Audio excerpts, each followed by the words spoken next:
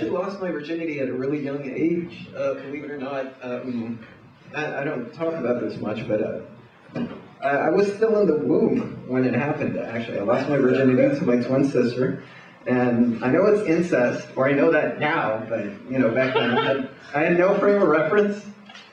I'm just swimming there in darkness. I occasionally hear a subway and what sounds like people arguing, so I don't know if that means my dad's going to be verbally abusive when I'm born, or my mom's just watching shit go down on General Hospital. But, yeah, so I lost my virginity to my twin sister. Now, those of you who know me might be saying, Alex, you don't have a twin sister, what the fuck are you talking about? And that is correct. She came out stillborn. But it was her own fault. We had about 8 feet of umbilical cord at our disposal, and she was into choke sex, so you do the math. So that's how that happened. And, sorry, awkward moment. I'm good at awkward. I think I don't fit in, really, especially in Dallas. And I think part of the reason for that is I don't have one of those, I don't have a, what do you call those shits? Like, they're really fun at first, but then you just realize it's a complete bitch and take up all your money, a coke habit. I don't have one of those. You probably thought I was going to say girlfriend, but yeah. I'm actually very positive on the idea of relationships. I am, kind of by default. Because I've gone through, you know, all the other options, like moping, brooding, lying on my bed on top of the covers with the lights off, listening to my Smiths album. And it's kind of like, yeah, I'm very positive about it now. By process of elimination. You don't have to laugh. I'm just here killing time. But yeah, so it's really like having one of those sample packs from General Mills cereals when you've gone through like the tricks and the golden grams, and there's like only 2 left at the box, and you're like, holy shit, they still make Cookie Crisp? Well, it's either this or Crisp-X, so fuck it, yeah. Where, you know, obviously Cookie Crisp is a metaphor for positivity about relationships, and Crisp-X is, of course, smoking crystal methamphetamine. But on that note of abstinence from meth consumption, I'd like to start us off with our next performer. So please welcome Clayton Gates. All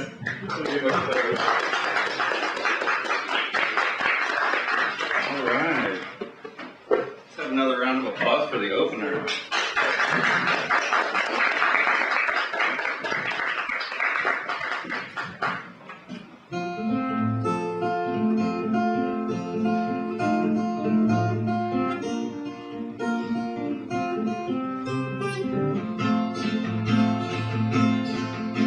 I went out last Friday, just having fun.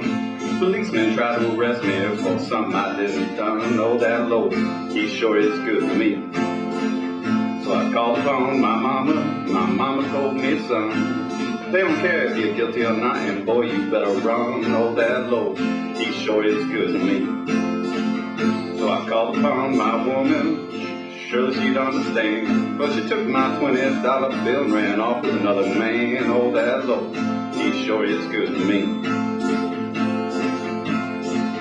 So I called upon the preacher, cause he'll know what to do. But he just turned his back on me, so I guess that isn't true. Oh, that Lord, he sure is good to me. Oh dear, how can it be? You say you love them rounders and don't love me. Oh, that Lord, he sure is good to me. So I called upon sweet Jesus, gotta help me make a stand. I thought God wanted a good life for me, but I guess he had other plans. Oh, that Lord, he sure is good to me. Oh, that Lord, he sure is good to me.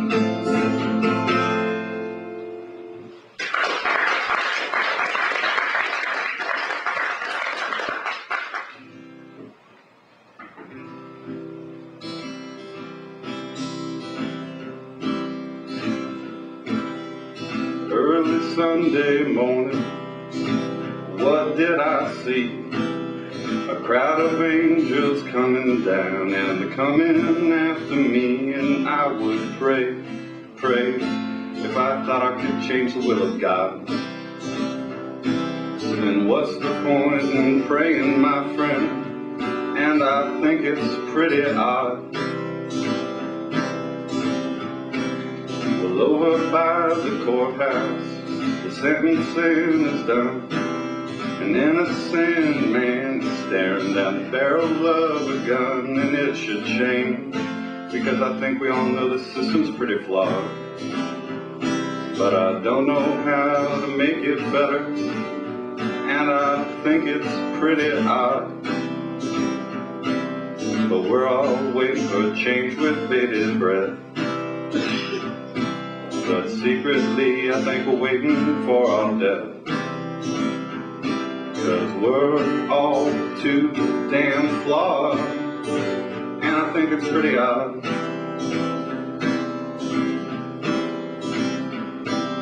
Well, out beyond these walls, the people's lives are worse than yours. All you see is your paycheck, and all they see are slamming doors, and you seem alright, and I didn't mean to prod.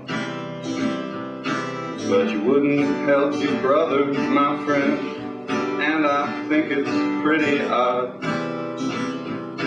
No, you wouldn't help your brother, my friend, and I think it's pretty odd.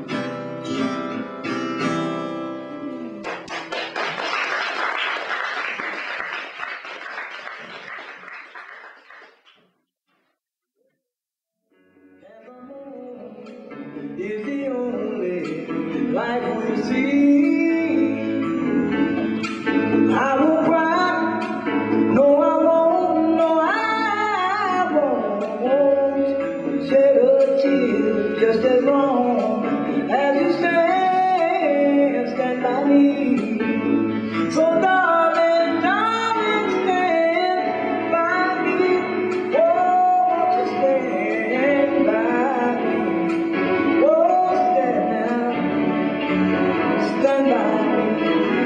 Stand by me.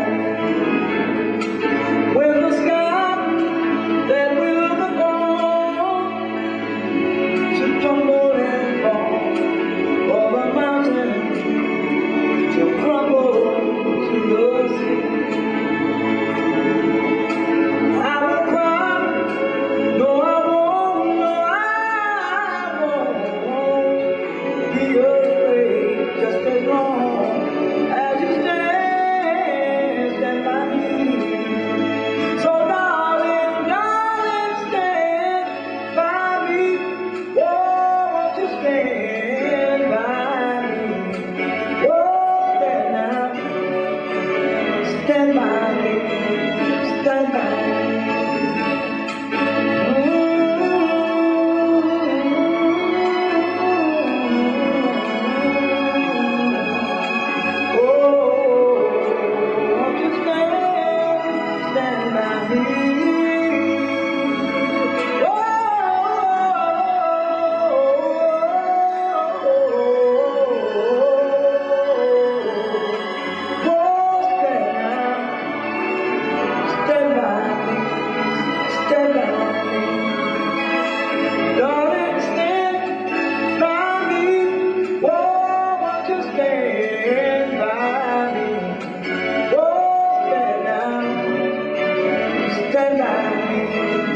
Stand by me.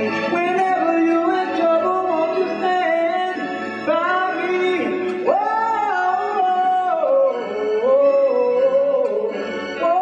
Stand now. Stand by me. Stand by me. Yes, yes, yes. Well, ladies and gentlemen, this next song I'm about to do here is a favorite of Mr. Bill's. You see, Mr. Bill wants a little something, and he like you sometimes, you know what I'm saying? Mr. Bill, this buzz for you. Yes. This is for y'all too. A change always comes.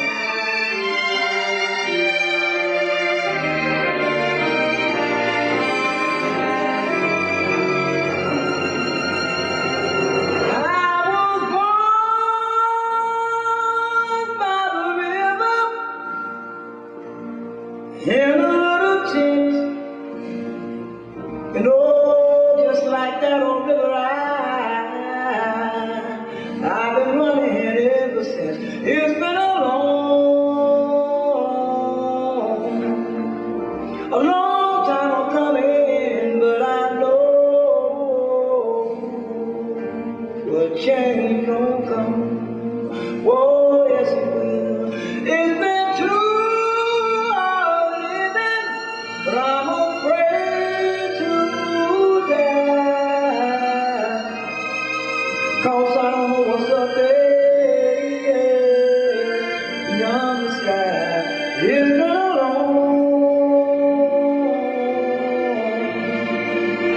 long time coming, but I know a change gonna come. Oh, yes it will. Then I go to the movies downtown, and I thought I heard someone say to me, don't you hang around. It's been a long time coming, but I know a change gonna come. Oh, yes it will. Then I go to my brother, and I ask him, oh, brother, help me please.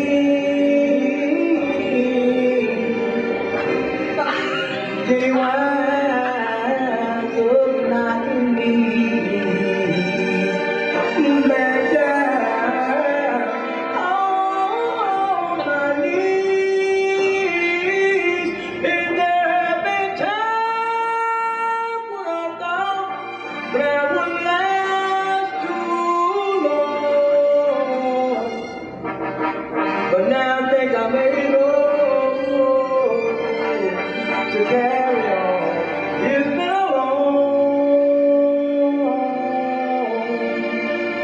a long time coming, but I know a change gonna come. Oh, yes it will. Yes. But check this out, Mr. Adams. See, Mr. Adams, this is the song right here. You know, when you ready to get back into where you was before you lost your virginity, this is the song that you sang to. You go to that woman, you said, baby, I done lost her. And she said, what? You said, I done lost her. Then you look at her and you said, real. And then she said, I got something. Yes. That's right. But don't tell every clapper about this, okay? Next time you go to tell them, don't you tell it. The man here, that was this guy, he was over with Mr. Bills. Oh, he knew you better than you, so he might hit you with old black.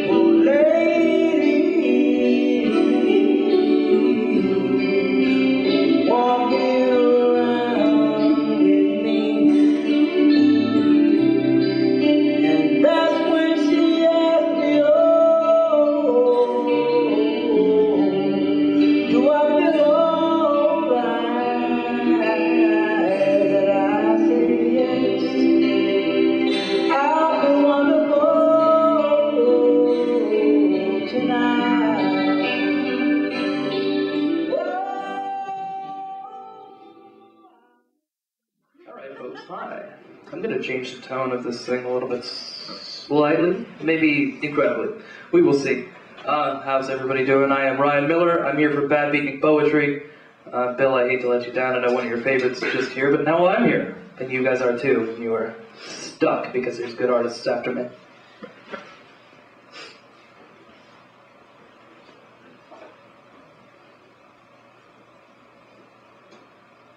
I know it's short fiction night, so I have one of my poems that's not exactly poetic. So it kind of matches with the rest of my body of work, but I've got one that I think is sort of short fiction. I was thinking, if I could just find a new experience somewhere else, like I did before, I'd just move again. I mean, it's fun here and all, but the traffic is really awful. Like, move to another city awful, if you're someone who hates traffic, as much as I do. And I'm one of those people who hates traffic just as much as I do. So I guess I can start packing. To hell with what I built. I want other people riding buses and trains and passing by beautification projects that I will never see completed. To find traces of me, my footprints in concrete, or things that I may be painted on walls, and wonder who they belong to, or how they got there, riding those buses and those trains in a city with no traffic or no signs of me yet. Thank you.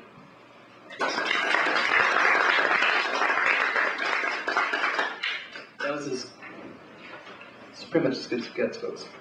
I write poems about themes sometimes, and I, occasionally get the group of people that I work with, Bad Beatnik Poetry, to collaborate on themes. I've got, my first one was board games. This first one is about chess. This is my poem about chess, for some reason. Again, the knight becomes a rookie as we play our little games, bored, under the sunlight, or make a makeshift table from the tabletop of the actual table that's inside the table room. Or checkered past makes us wonder, why do you still try? Why would you take a queen on a picnic on the floor of the earth? But just after you answer, I want you to do me the royal favor and king me. Thank you. I wrote another one about barbecue. Here we go. A barbecue love affair, some shared link between us. A little gentle ribbing of one another. Our sauce is no secret. And these savory pickles are too heavy for the ants to carry away. It's famous. For some reason, one of my poetic themes was about blind Chinese violinists. I only wrote 3 of these, but here we go. The blind Chinese, with violin he sees, the time has come to play and please. Though they think that they can see him, he sees them not, and plays violin on a whim. Oh, what a simple life for him. Blind and Chinese, play violin, and oh, the things he'll never know, like the color of his violin's bow. The Chinese violinist who plays here all the time, he can only play music because he's blind. Where he's from, no one plays with ease because it's hard to read music written in Chinese.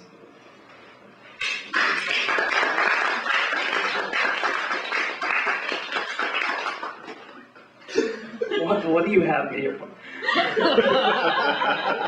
This is, again, staple Bad Beatnik poetry is usually used to, yeah, whatever, fucking I wrote some emo shit, here we go. There really isn't a giant eureka, just a million workable options. I have to forge through one to find an understanding. Why keep scribbling when surely I have other paths? Who says one star is a beautiful maiden and the other one is the knee of a brute? Setting is such an angstful home, or just the bedroom. The decade before, to newer rooms and houses of the sames, now more modern. Man, haughtily he laughs, willing to risk the image he has made, but scholars never note this. Just the play action that goes into the lives of the characters. They take turns and sing songs together around the bed's open borders. But a recurring dream threatens this place now. We have conflict. The gentle fabric of these cotton bed sheets and lilac reality is thrashed and shaken. Wild screams more than the players do. And we almost forget it. It's a dream. It's a play. But we can keep the audiences in their seats. Did the fabric tear? But I have lost any respect for anybody who would care as much as I, and I see that only the director says what act we are watching, and if our star leads, we'll reunite. Thank you.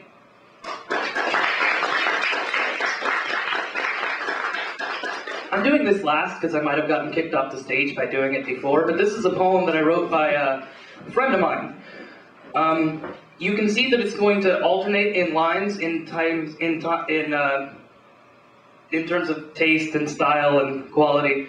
Maybe you can figure out which one is me. We will see. This poem is called Kotaro, the Honorless Ninja. Kotaro dismounted from his steaming horse and readjusted his katana slightly. He wished to use as little force as was needed to perform his duties rightly. The horse watched in disregard as the dim-clad soul disappeared, past the gates that fortune had unbarred and towards the fates that he had feared. Within the city lay thieves and fools, unaware of their own wrongdoing, their ignorance more fearsome than the ghouls who made a habit out of baby chewing. Kotaro had once as well, having known the sting of hunger, longer than his memories could tell, lost as he was when he was younger. The cawing birds tried to announce the coming of the assassin, but they were silenced by dark strike pounce, and Kotaro's shurikens went flashing.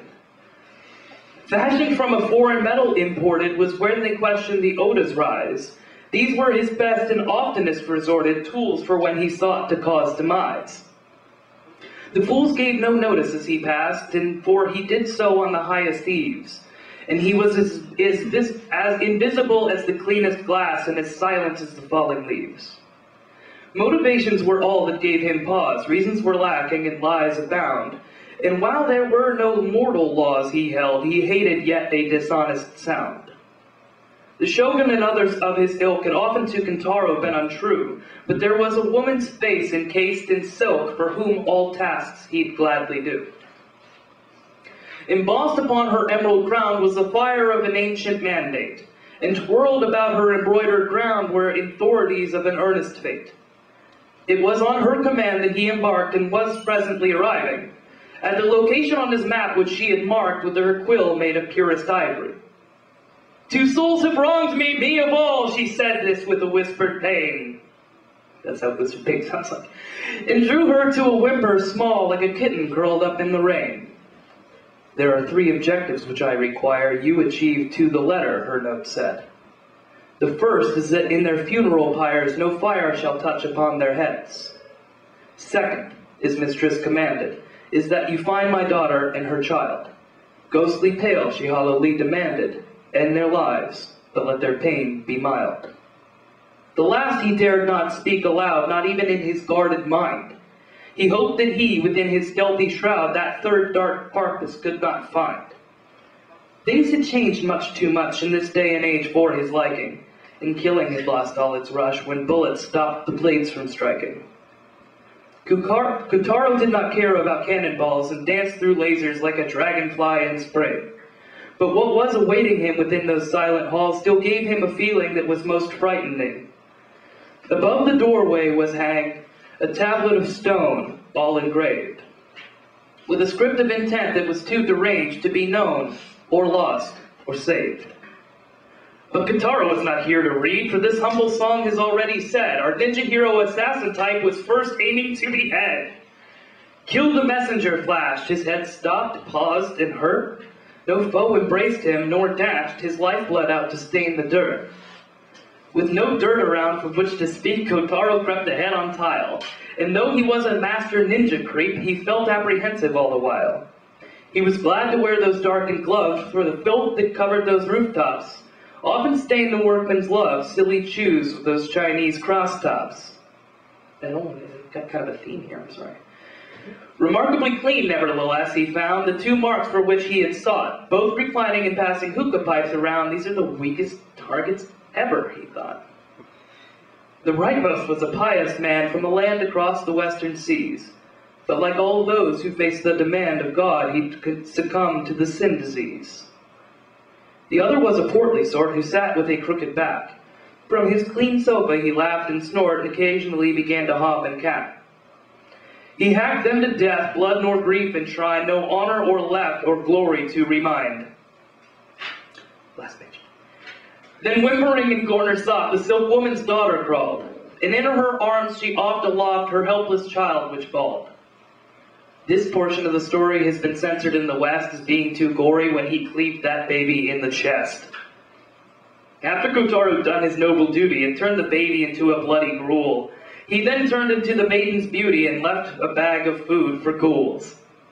In fairness, it must be admitted that her beauty was unbecoming, and so we poets have remitted Kotaro's guilt of beauty killing.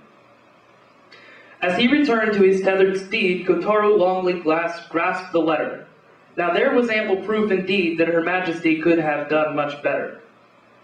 The horse shied away from his stench, but gore and waste and distaste, things are common to the single wrench that repairs the cogs of state. Thank you.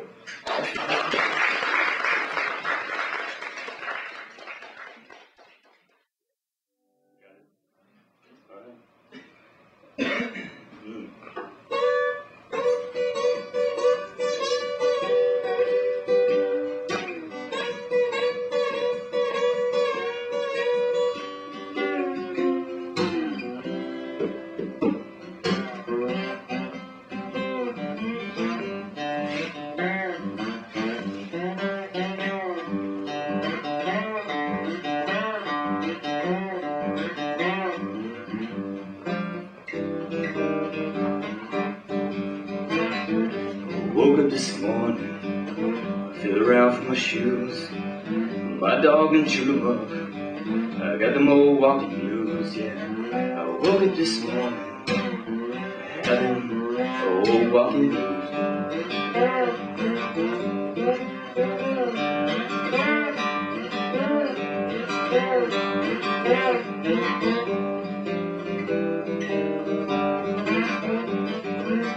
I leave her this morning, I had to go round the blinds. I've been mistreated, I don't mind dying. I woke up this morning, I had to go round the blinds.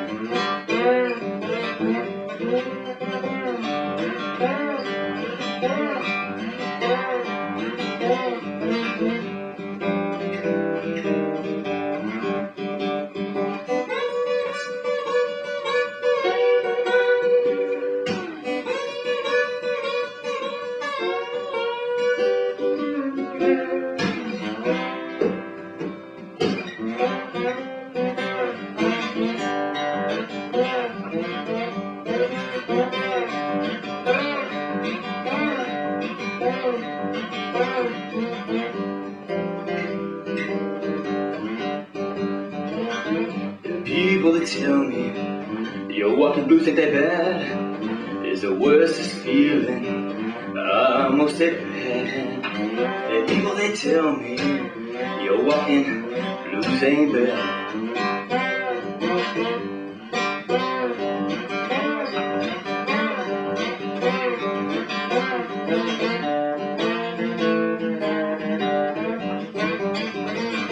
I leave her this morning, I fell around for my shoes. My dog done chewed 'em up. I had them old walking blues, yeah. I woke up this morning, my dog done chewed on my shoes.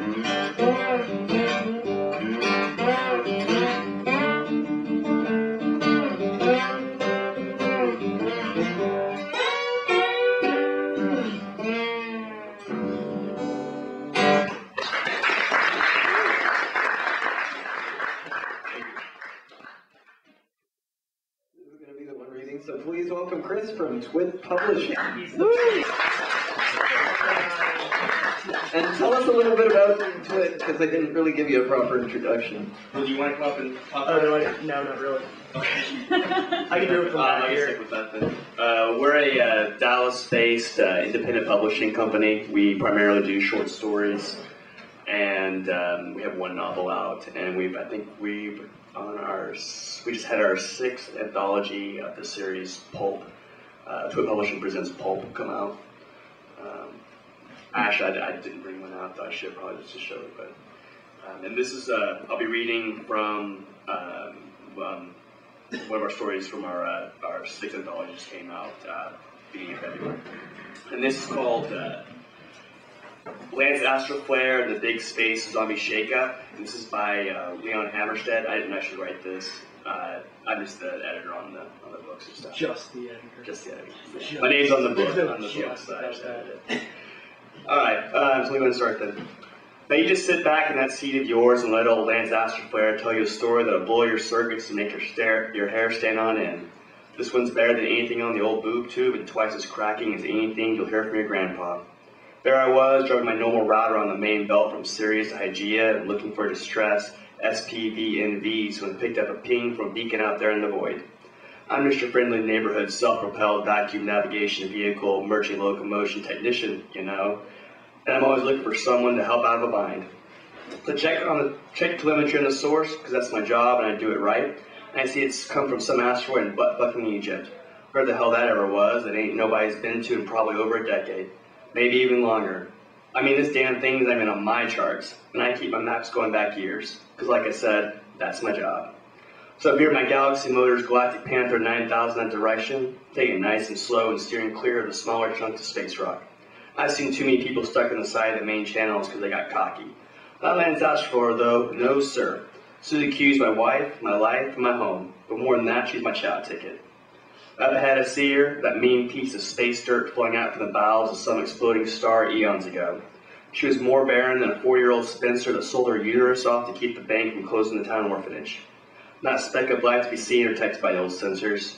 Think to myself, just where in the hell is this distress signal coming from? No engine disturbances on the big screen and no sign of life neither.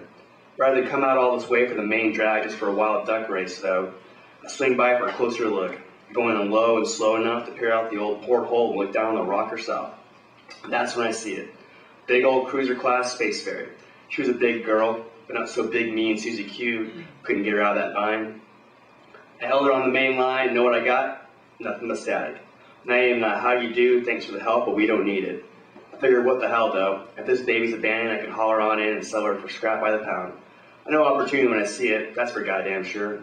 So I do a 180 on the dime and start bringing the old lady in. I'm gonna have to get out and attach the winch to get us ferry off the rock.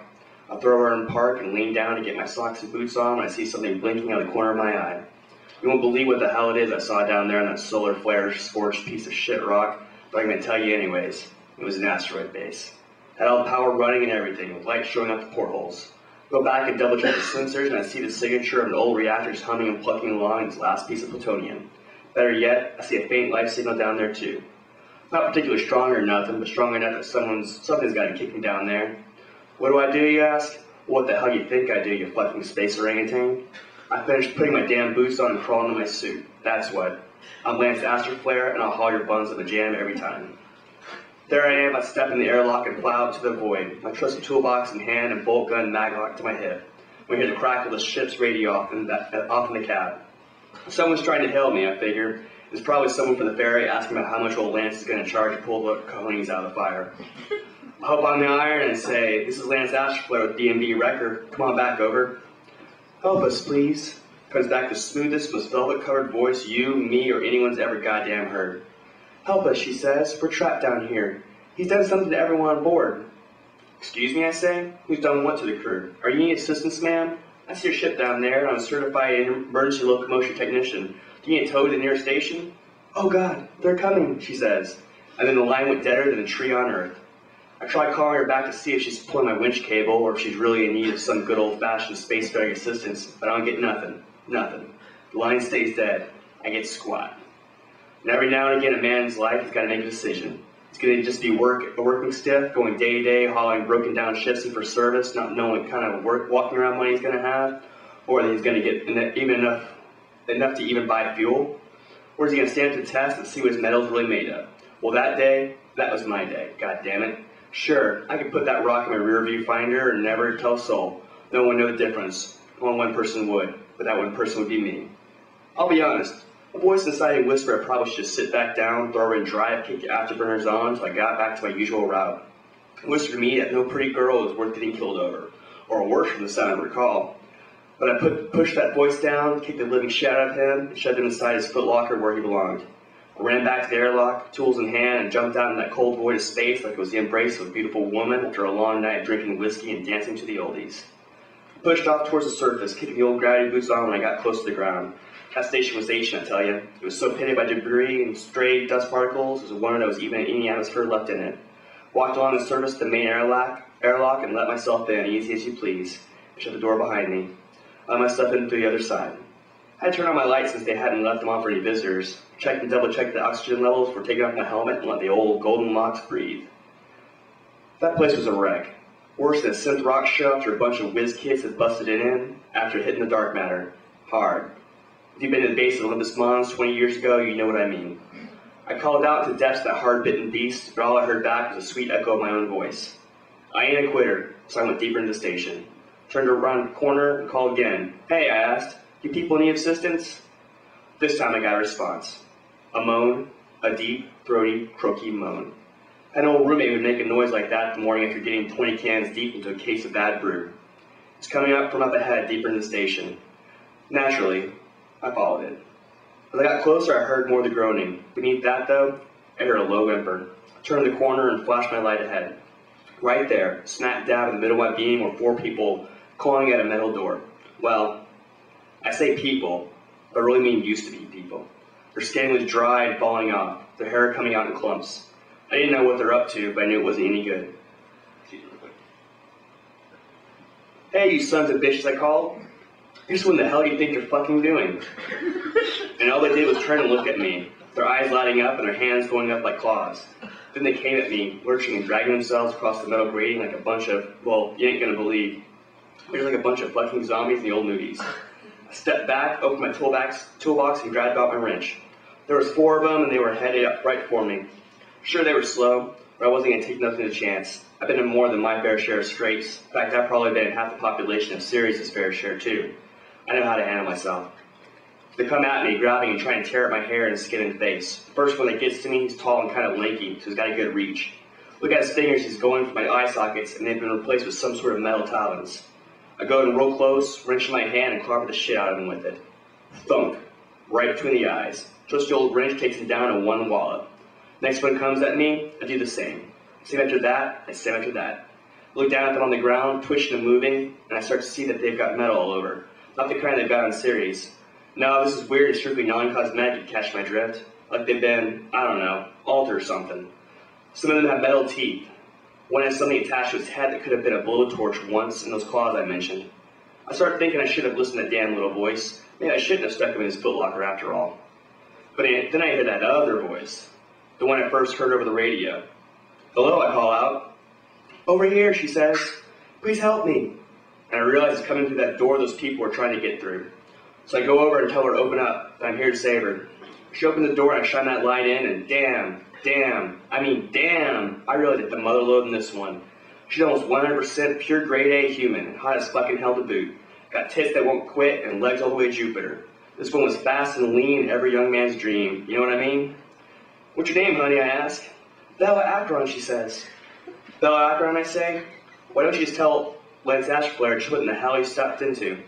And that's when she starts the waterworks on me. She's babbling and going on faster than near light speed. And I'm trying to get her to keep it down in case those things that just knocked out of commission have got friends. Is anyone else alive, I ask? She just shakes her head. Please, you have to stop him. He's turned all the passengers to an army. That man made them thaw him out, and now he's awake and doing things to them. Who, honey, I ask. The scientist. Now, right then I thought the same thing you just thought. Just what in the wide world zero-G sports did Lance Ashford get himself into this time? We were just taking a normal trip from Vest to the Palace when our pilot locked himself in the cockpit and detoured us into the main belt. He started pumping some sort of gas in the cabin of the ferry. I don't know why, but I wasn't affected. Maybe it's because I don't have any implants. I don't know. I tried calling for help, but he must have jammed our phones. When we landed, I pretended to be controlled and went along with them. He told them to start the old reactor up so they could thaw out the scientist. I knew right then that asteroid was no place for Mirabella. Grabbed her by the arm and said, "All right, honey, we're getting you out of here." She nodded to me real sweet and we started going, and that's when I heard it. There are locked doors opening again. This time, of course, it wasn't my hot little hand pushing the button. At this point, I've got my fingers crossed for luck, hoping, just hoping, that whoever it is that just let themselves in is here to help. Around the corner with Bella and Toad, keep on going. Turn another corner, and another. But this place is twistier than drunk corkscrew, the broad ain't much help either. I start to go around one corner, and I hear a thud. Thud. Thud. Like a 300-pound dude tricked out in all the latest Astro Flare annihilation gears walking around. That's when the howling starts. I'm thinking, first with the groaning, and now with the howling. How much worse can this get for old Lance Astro Flare? Then I hear it sniffing. Then it fucking growls, man. I see a side room with a heavy metal door that might be just what we need. I shove my way in, dragging her behind me. What was that thing, I asked, looking around? And what the hell is this shit? There's tools and surgical bays and robotic arms, blinking goddamn lights everywhere. There's a bucket of limbs in one corner. Not robot limbs either.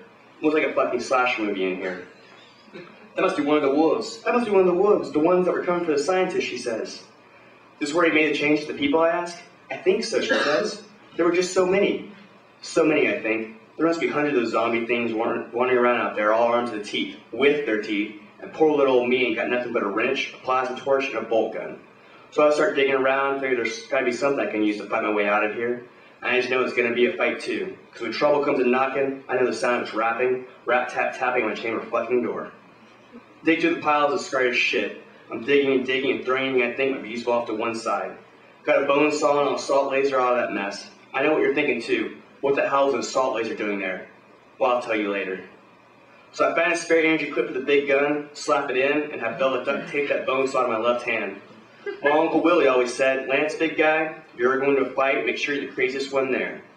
I never knew what Uncle Willie meant before that, but I sure as hell did right then, I'll tell you that much.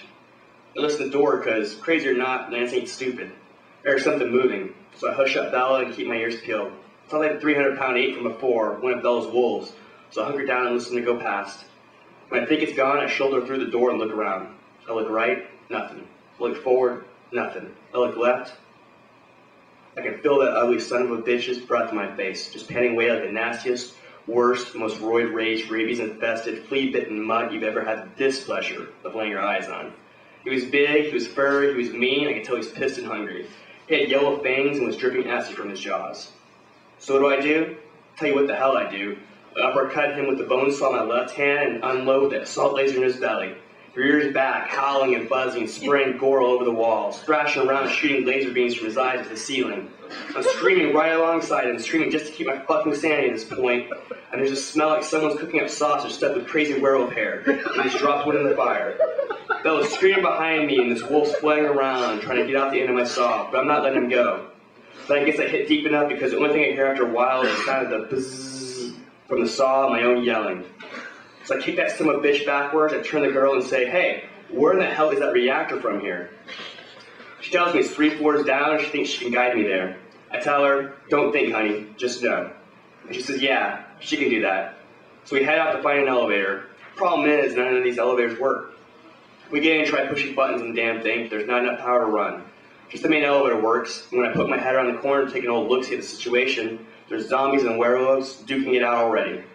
There's limbs and furs flying all over like it's a limb and fur circus in there. Blood spraying the walls, wolves are howling and yelping and growling, and then there's that moaning and groaning coming from the zombies. So we decide to take the stairs. We get to the bottom of them, all the way down in the stone bowels of this bad beast from the dark side of God knows where, and start wandering around.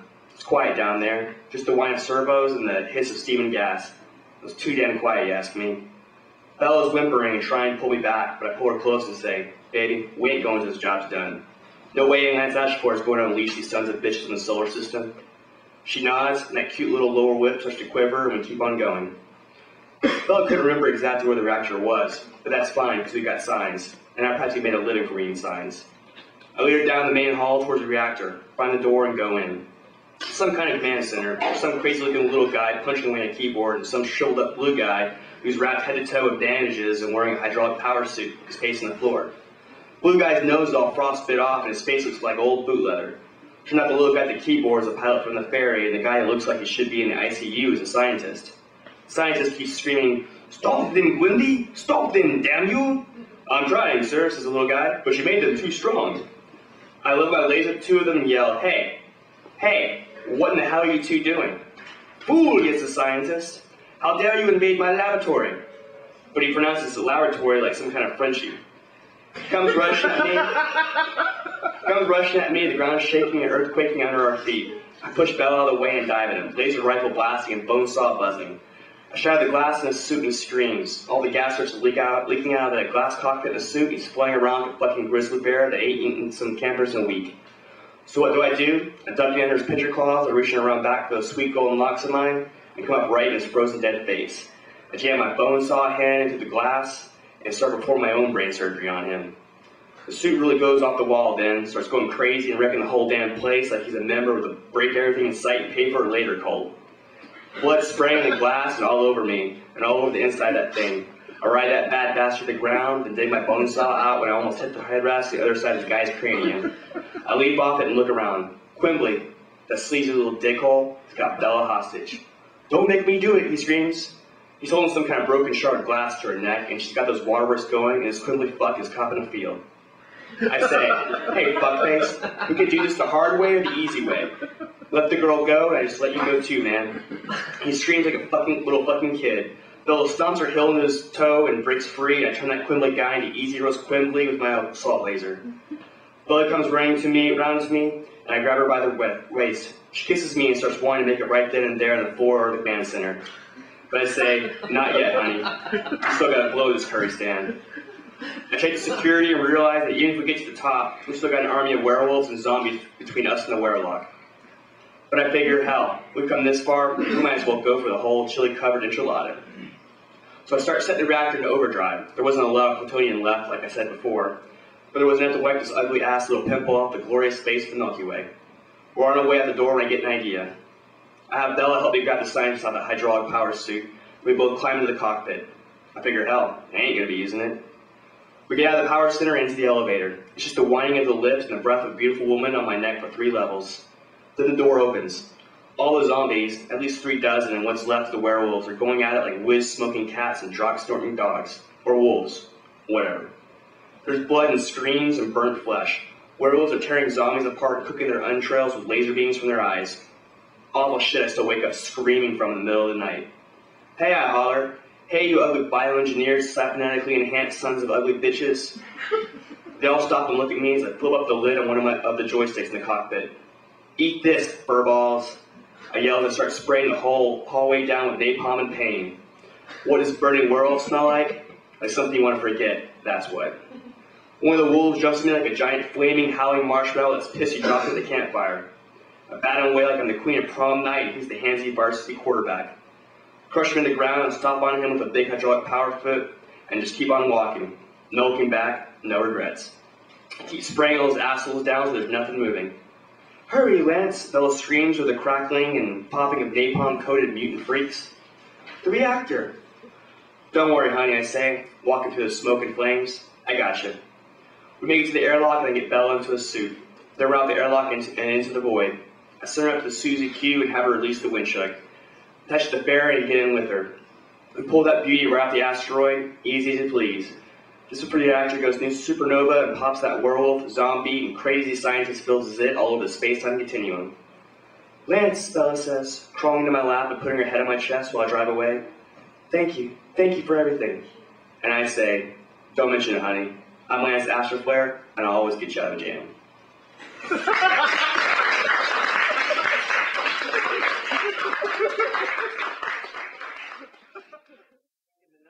It's a true story to the best of my knowledge.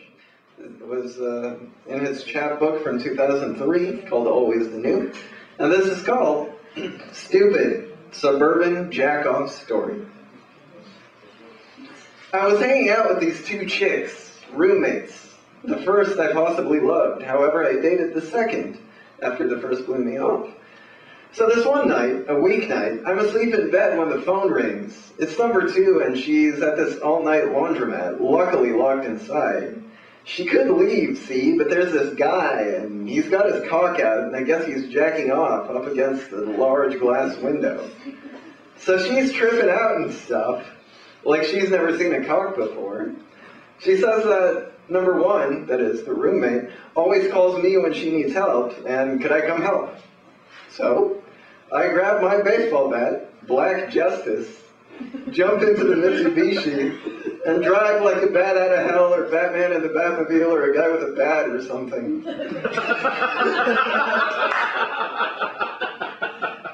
When I arrive on the scene, I jump out menacingly.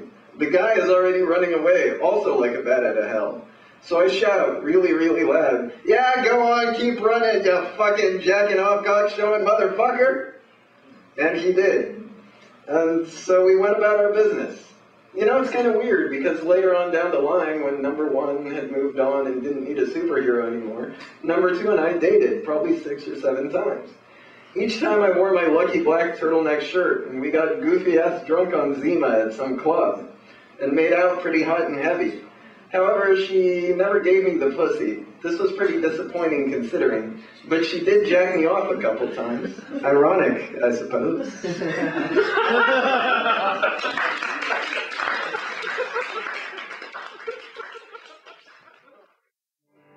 Okay, this first one is called Goodbye, Rosalind, and make the shakers really sinister, okay?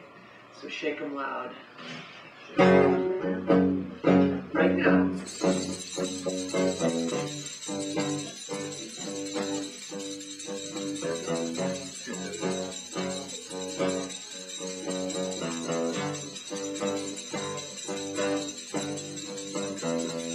Goodbye, Rosalind. It's time to let you go. I gotta save myself. I just can't take it no more.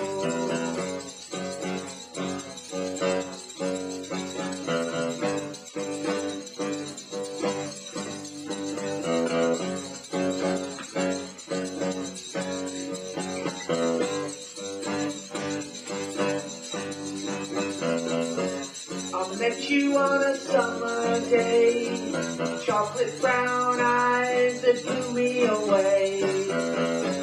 We fell in love that night. I knew our love would be alright. Goodbye, Rosalind. It's time to let you go. I gotta save myself. I just can't take it no more.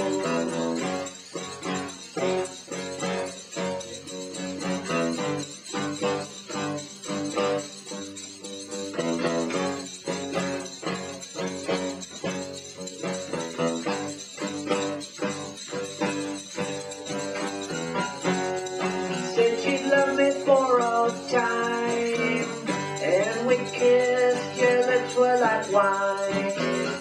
And that man came along one day, fell in love and you slipped away. Goodbye, Rosalind.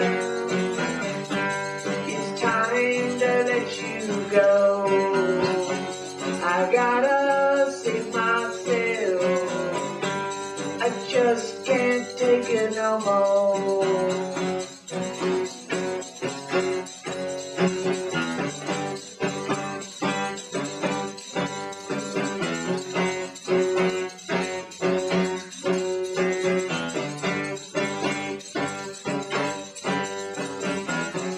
Now you come back to see me again. Say you wanna be more than friends. You want my love one more time. Say you'll love me for all time. Goodbye, Rosalind. It's time to let you go.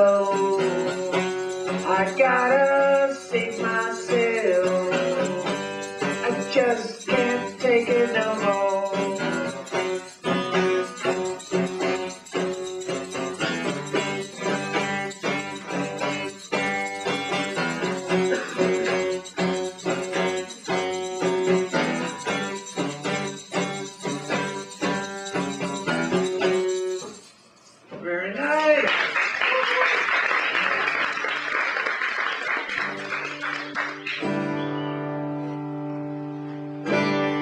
This next one's called Love Is All I Need. No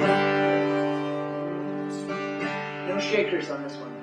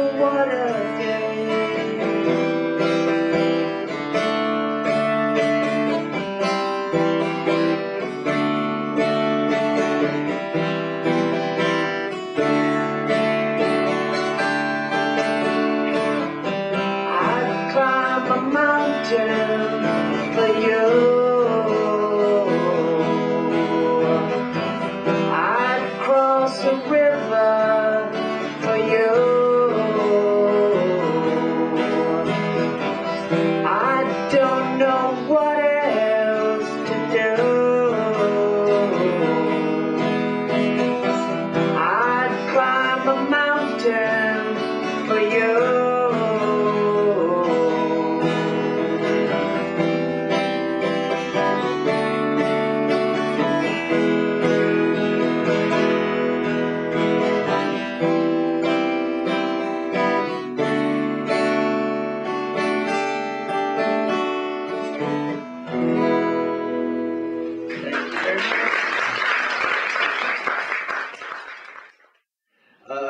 So yeah, come back next month. I think, I have a feeling we're going to have a musician featuring, but don't quote me on that. In the meantime, enjoy your Easter weekend. Drive safe on your way home. And as always, keep your rockets pointed up. And if you can tell me what I'm putting there, I'll host the next show and address. All right, thank you. All right, song and... Arrow. It is on the album that has... The host the next show and address. The host the next show and address. The host the next show and address. The host the next show and address.